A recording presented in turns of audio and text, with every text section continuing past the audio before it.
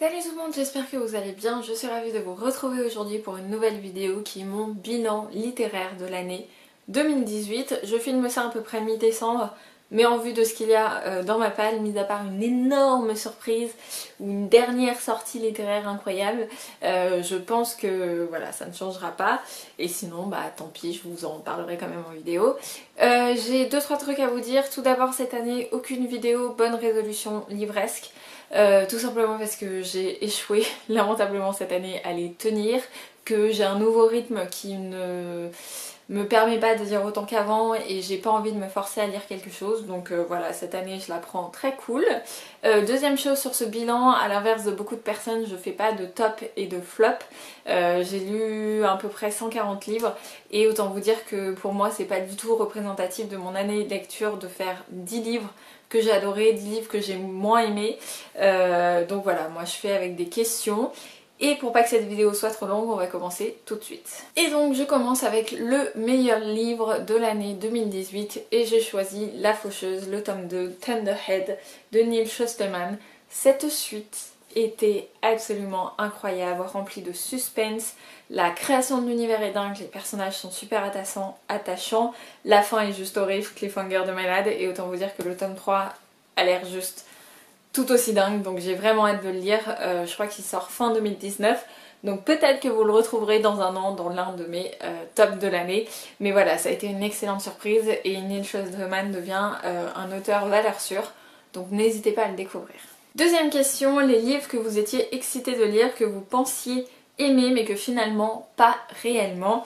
Pour cette question, j'ai 3 livres. Le premier c'est Almost Love de Louise O'Neill. Vous savez que Louise O'Neill, énorme coup de cœur sur Asking for It, sur Only Ever Used, que j'ai trouvé très intéressant.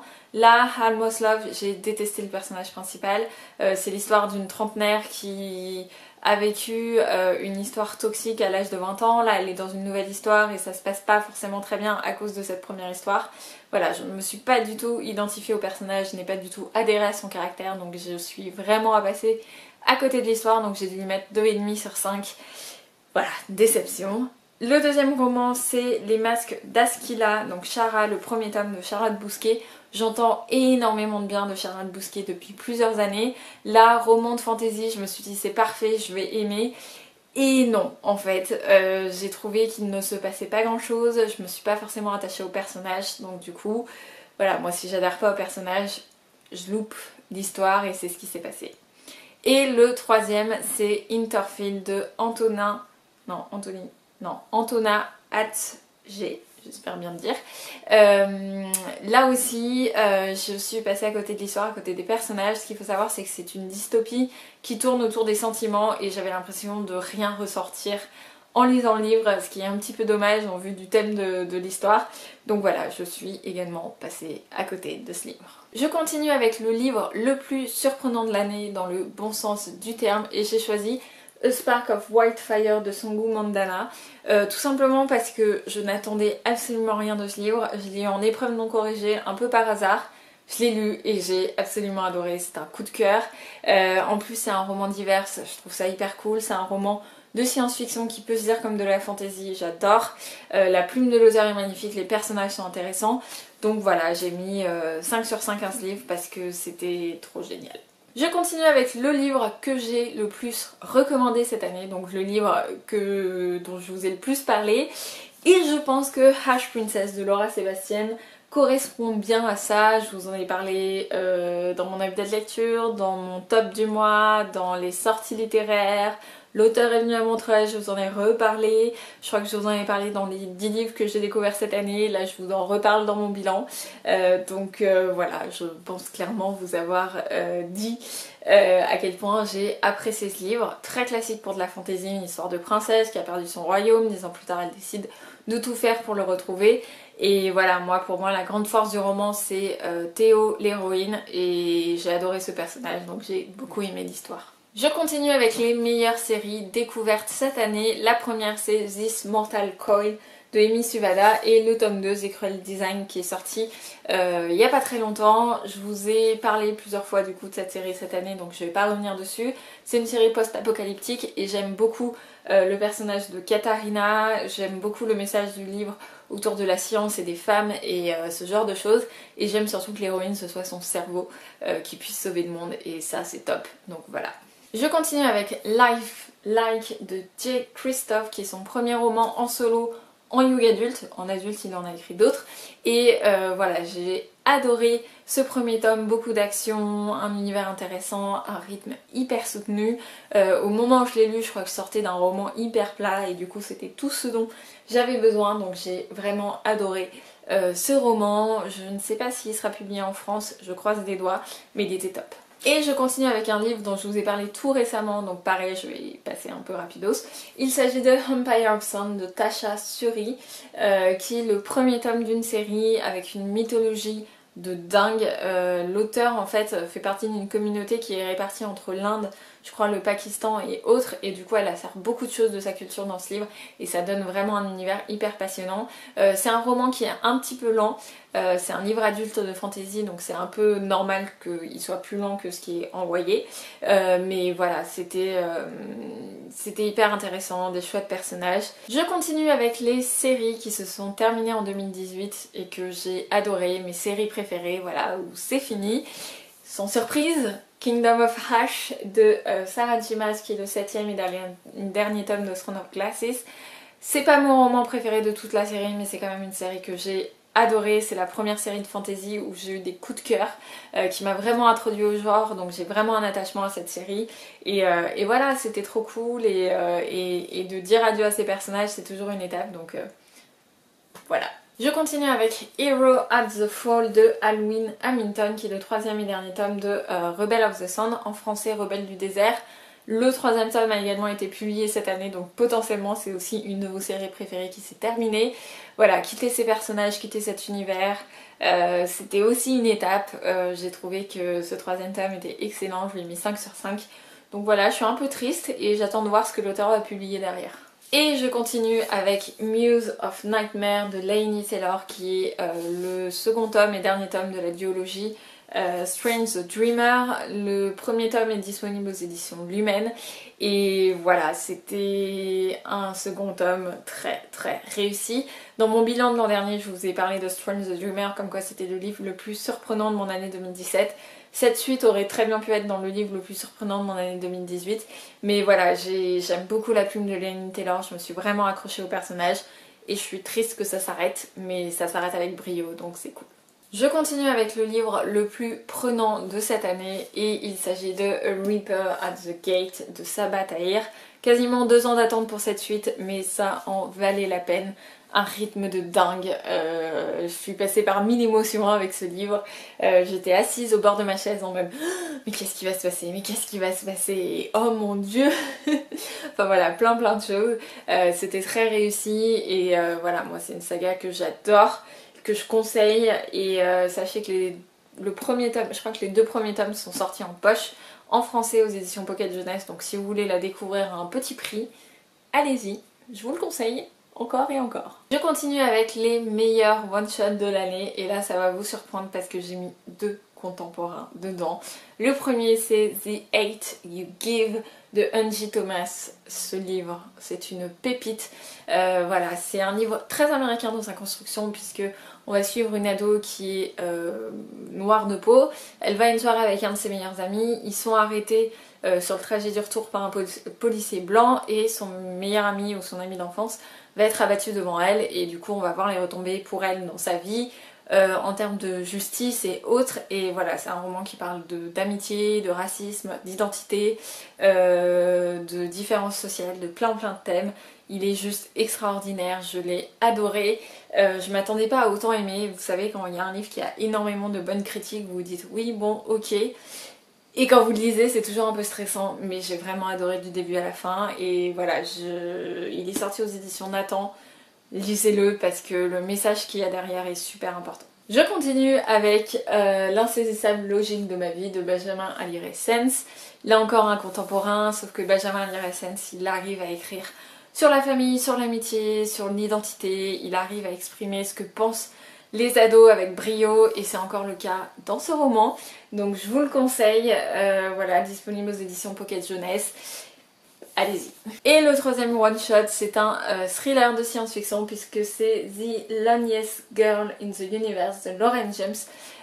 Que j'ai adoré, il est très court, très efficace. On va suivre Romy qui est seule sur un vaisseau puisque les passagers sont décédés suite à une maladie ou quelque chose comme ça, et elle est en contact avec la Terre de manière constante, et elle apprend qu'un autre vaisseau en fait va la rattraper et va l'accompagner sur la nouvelle planète qu'elle est censée coloniser, sauf que seule ça pose un petit problème, et du coup elle va rencontrer ce garçon qui se prénomme G.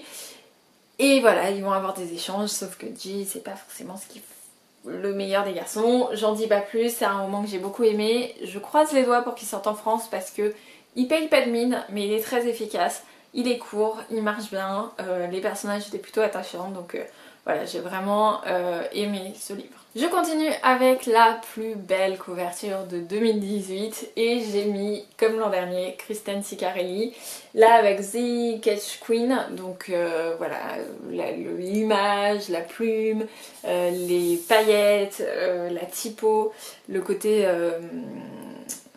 gold, rose gold, voilà, j'ai trouvé que c'était juste une couverture magnifique et je pense que toute cette série aura des couvertures magnifiques, donc l'an prochain vous aurez sûrement le tome 3. Voilà, qui n'est toujours pas sorti mais c'est pas grave, la couverture sera très belle, j'en suis sûre. Je continue avec les meilleures suites de séries et j'ai 2 fins de série et une suite. Le premier c'est Ally de Amy Tintera qui est le 3e et dernier tome de la saga Ruined, que j'adore. Pareil, rien de novateur en fantasy, mais je sais pas, moi il y a un truc qui m'a accroché dès le départ et ça a été une excellente surprise. Le 3e tome ne m'a absolument pas déçue, les personnages étaient tout autant attachants qu'au début et voilà, j'ai adoré tout simplement. Je continue avec une de mes auteurs référents, Marilu et Walker, donc c'est aussi le second et dernier tome. Ce second tome sortira en février aux éditions Pocket Jeunesse. Donc voilà, c'était une fin comme je les aime. Ce que j'adore chez Marilu, c'est qu'elle arrive à conclure ses séries avec une fin que je trouve cool, qui plaît pas à tout le monde. Moi c'est le genre de fin que j'adore. Et c'est jamais une fin facile, c'est jamais une fin de bisounours, et ça c'est vraiment quelque chose que j'aime. Donc j'ai vraiment apprécié ce second tome, toujours aussi riche en action, et la fin était top. Et je continue avec Defy the World de Claudia Gray, qui est le second tome de Defy the Star. Il y aura un 3e tome qui sort là au mois de mai, quelque chose comme ça. Autant vous dire que voilà, cette suite était juste très très bien, riche en action, les personnages sont top, aussi bien Naomi que Abel. Claudia Gray c'est un peu une de mes auteurs référentes. J'ai pas forcément des coups de cœur sur ses romans, mais j'apprécie toujours ses romans. Là c'était le cas avec cette nouvelle trilogie de science-fiction. Sachez que les 2 premiers tomes sont publiés chez Castelmore, donc vous pouvez tout à fait les découvrir. Et le 3e tome aussi, sûrement l'an prochain. Je continue avec un livre lu préféré, basé sur une recommandation de quelqu'un. Et je dois vous avouer que j'ai pas vraiment trouvé un livre que quelqu'un en particulier m'a recommandé. Et je me suis dit, bah oui, bien sûr, je vais le lire, je vais adorer.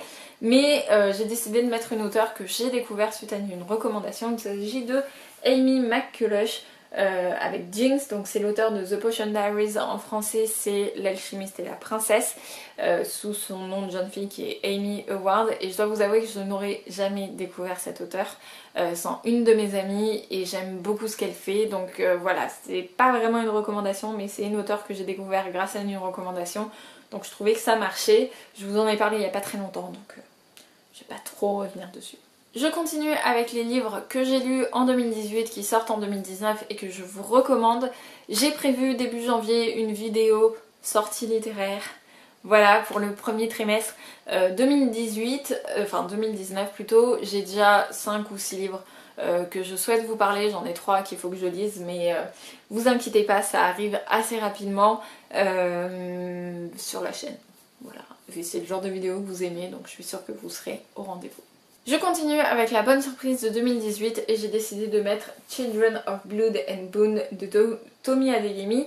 C'est un roman qui a fait un énorme buzz qu'on a comparé un peu à J.K. Rowling ou des trucs comme ça, alors que ça n'a absolument rien à voir.